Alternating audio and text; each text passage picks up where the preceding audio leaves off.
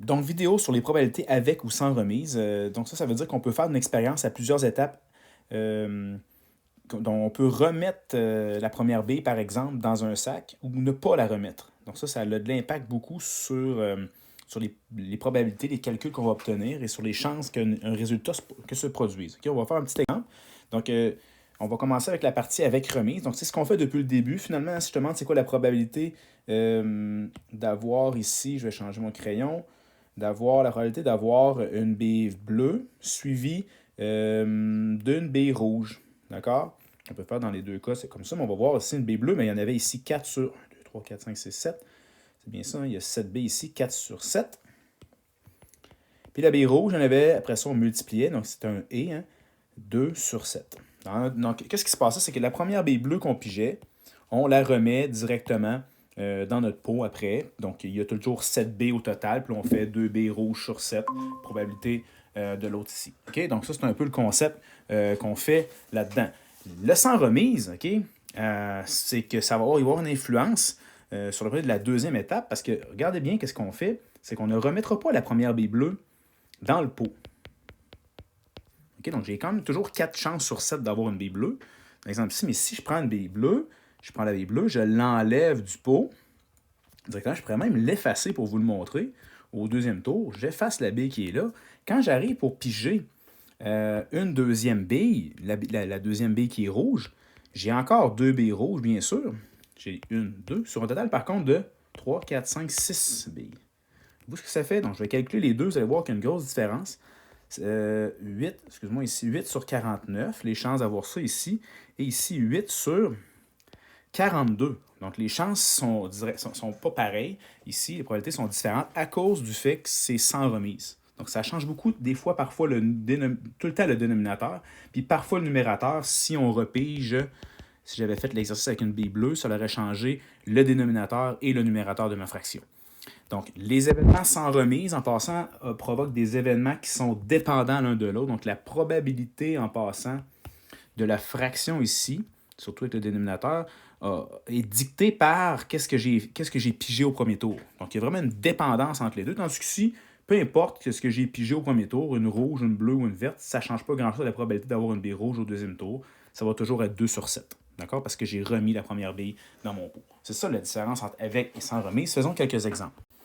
Donc ici, vous avez un exemple d'un arbre qui a été créé avec un simple sac ou un pot de billes avec, c'est un sac ici qu'on dit, là, donc un sac avec 5 billes bleues puis 3 billes vertes. Vous avez un exemple avec remise ici. Donc quand je prends une bille bleue, ben, quand j'arrive au deuxième tour, ben, j'ai 5 chances sur 8 d'avoir bien sûr une bille bleue. Mais quand j'arrive au deuxième tour, j'ai encore 5 sur 8, OK? Puis un total de 8 billes au total quand j'arrive pour faire mes billes vertes parce que je remets la première bille dans le sac. Peu importe ce qui se passe, ça ne change pas les probabilités. Ça reste les mêmes chiffres d'un tour à l'autre. Tandis que, qu'est-ce qu'on peut voir si on se déplace dans l'autre arbre ici? Donc, la première, ici, on dit qu'on garde, on ne remet pas la bille dans le sac. Donc, si je prends une bille bleue, puis je la garde, elle est verte là, mais si je prends une bille, je pourrais la mettre bleue. Okay, si je prends la bille bleue, puis je la garde de côté, donc le total des billes au deuxième tour, ben, je suis rendu partout ici avec 7 billes au lieu de 8. C'est tout à fait normal. Okay, donc, ça change la fraction et ça va changer, bien sûr, les calculs. Au même titre que si j'arrive ici, ben là, j'ai 3 billes vertes sur 7, mais même si j'ai pris une bille bleue au premier tour, j'avais 5 sur 8, mais j'ai, oui, une bille totale de moins ici, donc je passe de 8 à 7, mais j'ai une bille bleue de moins, donc je passe de 5 à 4. Donc la probabilité d'avoir une bille bleue, ce n'est plus 5 sur 8 comme initialement, mais bien 4 sur 7. Donc ça change les calculs de probabilité. Donc d'avoir une bille bleu-bleu, ben, 2 billes bleues consécutives, c'est 25/64 dans le premier cas ici, mais ça change drôlement à 20/56 lorsque je vais sans remise. OK? Donc, c'est ça la différence entre les deux. Faire un arbre peut vraiment nous aider à obtenir les bons dénominateurs, puis vraiment bien les réfléchir puis bien y penser. Donc ici, avec ou sans remise, on s'intéresse à tirer une pièce de monnaie. Une pièce de monnaie en passant, si je tire 3 fois la pièce de monnaie ici pour avoir face, face, face, mais c'est sûr que c'est avec remise parce que je ne peux pas enlever la face de la pièce pour le premier tir pour le deuxième. OK? Donc les événements ici sont vraiment indépendants l'un de l'autre. Que j'aille face ou pile, ça ne change pas grand-chose. Ça change pas les probabilités pour la deuxième face puis la troisième face.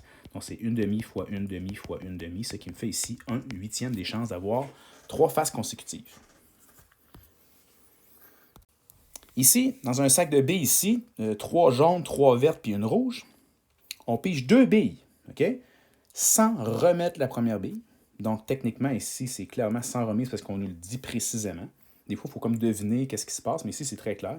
Donc, ça veut dire qu'il va y avoir une dépendance, bien sûr, entre les deux tirs. Donc, le fait d'avoir pris soit une verte, une jaune ou une rouge au premier tour va avoir beaucoup d'impact sur la probabilité de la deuxième bille. OK? Donc, la verte, j'ai 3 vertes ici sur un total de 5, 6 billes. OK? Mais ma deuxième verte, j'en ai plus 3 sur 6, j'en ai 2 sur un total de 5 billes. Donc, ça qui va affecter mes statistiques, là, mes probabilités, excuse-moi. Ça fait 6 sur 30. Donc, je peux mettre ici 1/5. Donc, ça change. Cette probabilité-là aurait été normalement, si ça avait été avec remise, ça aurait été 3 sur 6, mais je dois la modifier à cause que j'ai gardé la bille dans mes mains. Des sandwichs qu'on prend ou des fruits dans un panier, quand on prend 2 fruits au hasard, mais quand on prend les fruits, on les garde dans nos mains. Donc, c'est une expérience en passant ici. Si Luc prend 2 fruits au hasard dans son panier, ben, c'est un élément qui est sans remise. Donc, il va y avoir une grosse dépendance entre les probabilités des deux ici. OK? Donc, avoir une mangue, c'est ici, au premier tour, j'ai 2 mangues sur un total de 5, ça fait sur 9. OK? Tandis que là, après ça, il va me rester juste une mangue dans mon panier sur un total de 8 fruits. Donc, ça va faire 2 72e, donc 1 36e ici, pour avoir une mangue sans remise ici. OK? Donc, c'est un peu le concept du avec ou sans remise. Il faut bien lire les questions pour savoir, OK, est-ce que je remets le truc initialement pris ou pigé pour le deuxième cours ou je le garde? Ça a un gros impact sur les probabilités.